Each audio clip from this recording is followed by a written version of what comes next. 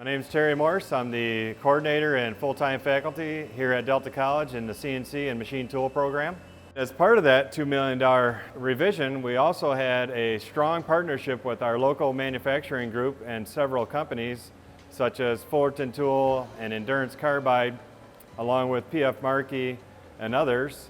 And those companies actually approached Delta College at that time when they knew that we were going to be revising the lab, and they asked if they could talk to us about putting some specialty type of equipment in that would help them in their industry.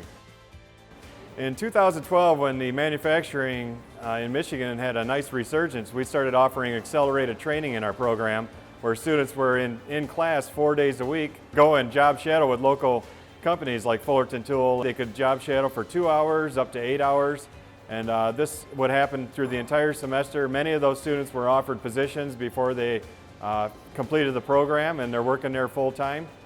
And I see a lot of them back as apprentices, so those companies continue to offer training to their employees, and they send them back to Delta College to get additional training, paid for by the companies, by the way.